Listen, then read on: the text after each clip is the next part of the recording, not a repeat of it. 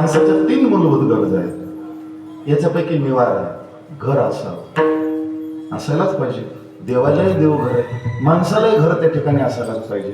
मग स्वकष्टातून माणूस दगडा माती विटाचं सुंदर त्या ठिकाणी असं घर बांधतो, आपल्याला आश्रय म्हणून, ऊन वारा पावसापासून संरक्षण म्हणून.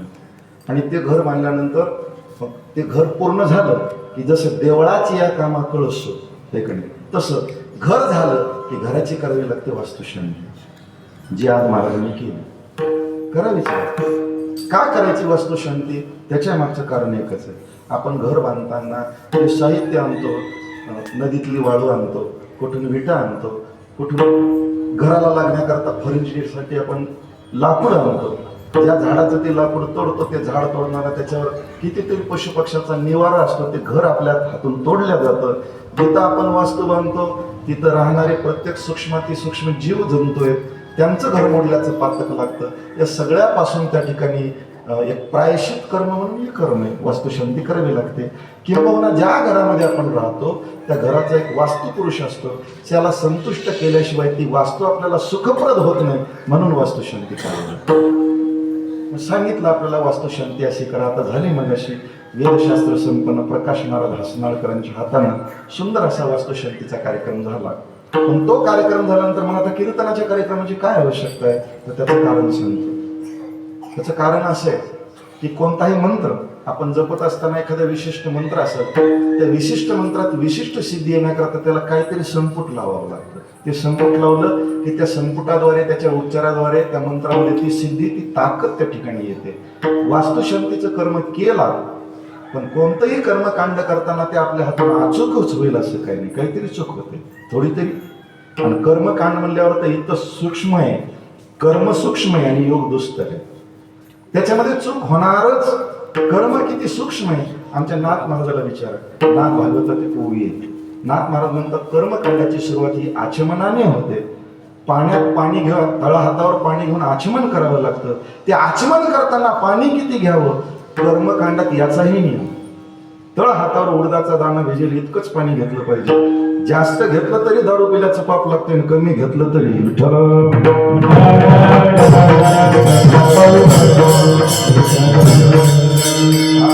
माश मात्र जीवन घेता होय जे पावन, त्याचे अधिक घेता जाणून सुरापान समदोष महाराज. आता इतकं सूक्ष्म कर्म आहे, ते आपल्या हातून पूर्ण होईलच असं काही नाही. एखादी चूक होते, मग ती झालेली चूक भरून काढण्याकरता मग काय करायचं, ते नामचिंतनाचं संपुट लावायचं. मग त्याच्याकरता हा पसार आहे सगळं. विठ्ठल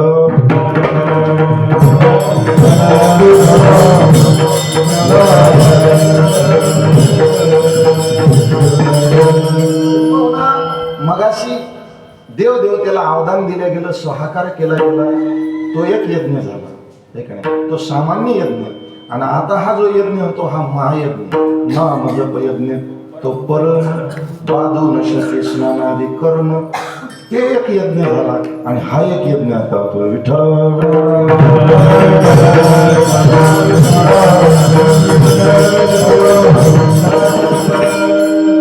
असं ब्रह्मानंद महाराजांच्या या महायज्ञासाठी जमलेली सगळी, तिकडे वेदशास्त्र संपन्न माणूस लागतो, इकडे आमची वारकरी मंडळी लागतात. या सगळ्या वारकऱ्याच्या हातानं नामाच्या आहुत्या इथं घेतल्या जातात, वास्तुपुरुषाला प्रसन्न करण्याकरता. अशी ही वास्तू त्यांनी बांधली. आता ती त्यांच्या करताच आहे असं काही नाही, जावर लागल्यानंतर आपल्या करता इथे उपयुक्त आहे वास्तू. जमलेली सगळी मंडळी, बसलेली सगळी मंडळी, आपण एका औचित्याला त्या ठिकाणी धरून इथं उपस्थित आहोत. मग आता काय बोलावं याच्या प्रसंगी विचार करत होतो, तो कवरायचा हा अभंग माझ्या समोर आला.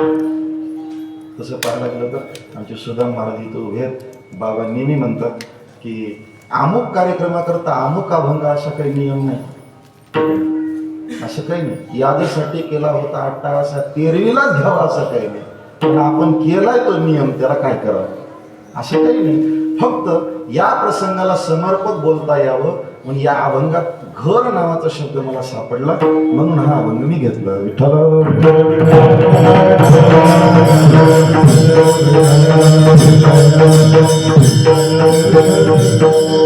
जगामध्ये लोक अनेक त्या ठिकाणी घर बांधतात, मोठमोठाली बांधतात. आता कोणाचं सुंदर असतं, कोणाचं साधं सुद्धा असतं, कोणाचं कौलाचं असतं, कोणाचं स्लॅबचं असतं, ती बाजू वेगळी. प्रत्येकाचं घर असतं. पण तुम्ही घराला किती धन खर्च केलं हे महत्वाचं नाही. ते घर घर न राहता मंदिर झालं पाहिजे हे विशेष. कुठेतरी वाचण्यात आलं होतं, घर असावे घरासारखे नकोत निस्त्या भिंती, तिथे असावा प्रेम जिवाळा नकोत निस्ती नाती. ते काय निस्त्या नात्याचा गलबला त्या घरामध्ये आहे, पण रात्रंदिवस त्या नात्यामध्ये जर भांडण असेल तर ते घर काय कामाचं. तिथे असावा प्रेम जिवाळा. ते काय घर कसं असावं, किती भव्य बांधलं हे महत्वाचं नाही. कार्यक्रमाच्या बाबतीतही तेच आहे. काय पत्रिकाच एवढी मोठी असते की त्याच्यावर बसून वाचलं तरी वाचता येते, एवढी मोठी पत्रिका. गुणवानाची गर्दी इतकी असते विचारूच नका. कुठून खूप भव्यता आहे, पण त्या कार्यक्रमामध्ये प्रेमच नसेल तर काय उपयोग. तशी इतकी सुंदर वास्तू बांधली, पण ती वास्तू मंदिरासारखी ठेवली पाहिजे. आता मगाशी कदाचित महाराजांचा गृहप्रवेश झाला असेल. गृहप्रवेश करताना जे देवबाप्पा असतात ते उंबरठ्यावर उभं राहून आपल्याकडून एक वचन घेतात, तुम्हाला गृहप्रवेश करायचा घरामध्ये आणि आम्ही प्रवेश त्याच वेळेस देऊ, आम्हाला एक वचन द्या. या घरामध्ये तुम्ही सदाचरणी जीवन जगसाल, कोणतंही व्यसन करणार नाही, रात्रंदिवस नामचिंतन करसाल, असं जर वचन देत असाल तर तुमचा गृहप्रवेश आम्ही करू, असे ब्राह्मण वचन घेत देतात. त्यावेळेस एक औपचारिकता म्हणून आपण वचन देऊनही टाकतो, पण दिलेले वचन पूर्ण करायचेच असतात असं काही नियम नाही. कोणी काही फाशीवर देणार आहे. लग्नाच्या वेळेस शब्द खातातच की सप्तपदीच्या वेळेस मुलगी खाते आणि तो मुलगाही खातो. आता त्या शब्द आयुष्यभर पाळावंच लागतात असं कोण म्हणलंय तुम्हाला. पण कोणताही विधी करत असताना त्या विधीकडे जर लक्षपूर्वक त्या ठिकाणी आपण लक्ष दिलं, आपली संस्कृती किती त्या ठिकाणी उदात्त भावना आहे संस्कृतीचे चटकन तुमच्या लक्षामध्ये येईल. इकडे अशी ही नूतन वास्तू न राहता मंदिर झाली पाहिजे, मंदिर झाली पाहिजे. आता गंमत अशी आहे, आपला वारकरी संप्रदाय असा आहे, मी नेहमी म्हणतो, एक लोकांची अशी कल्पना आहे हा संप्रदाय देवपूजक संप्रदाय. अजिबात नाही, हा संप्रदाय संत पूजक संप्रदाय. आणि संप्रदायाची भावना एवढी सुंदर आहे. आपल्याकडं इतिहासाचा जर ढांडोळा घेतला तर या इतिहासामध्ये असे बरेच महात्मे आहे की ज्यांनी जीवनामध्ये वेगवेगळ्या मार्गाचं अवलंबन करून भगवत कृपा संपादन केली, भगवंतापर्यंत ते पोहोचले, देवांचा सगुण साक्षात्कार त्यांना झाला. असे बरेच दाखले आपल्या पुराणामध्ये आहेत. किंबहुना साधना करून करून ती माणसं देवापर्यंत गेली असं बाकीच्या ठिकाणी आढळतं. पण वारकरी संप्रदायाचा असं विशेष आहे ते म्हणजे आपण देवाकडे जायचं ना, देवच आपल्याकडे आला पाहिजे. आपल्याकडे देव आला पाहिजे, आपण देवाकडे जाणं. वारकरी संप्रदायात असं सांगितलं की साधनेची सुरुवात आहे, पण देव आपल्याकडे येणं ही साधनेत मिळालेली सिद्धी आहे.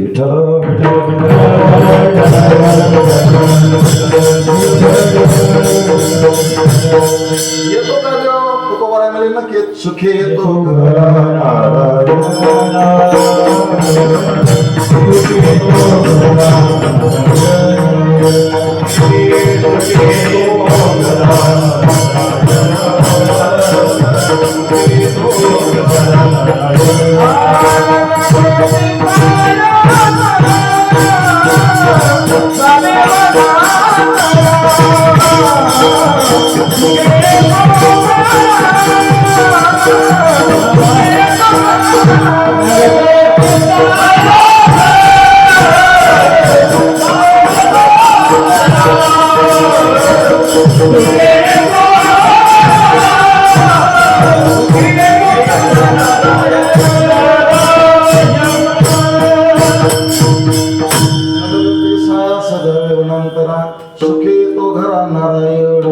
नाम नावाचं साधन असं आहे.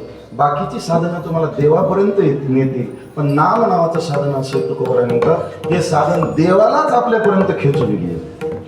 आपल्याकडे बरेचसे असे उदाहरण आहेत वारकरी संप्रदायामध्ये.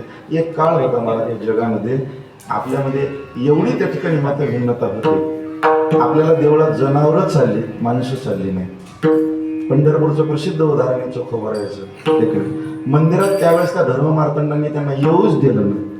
बाहेर उभं राहून भगवंताला आळवायचे, परमात्मा बाहेर यायचा, चंद्रभागेच्या पलीकडे हाकलून दिलं, भगवान परमात्मा तिथपर्यंत जायचं. चोखोबारायने म्हणायचं बाकी सगळे देवाकडे जातात, पण देव माझ्याकडे येतो. विठ्ठल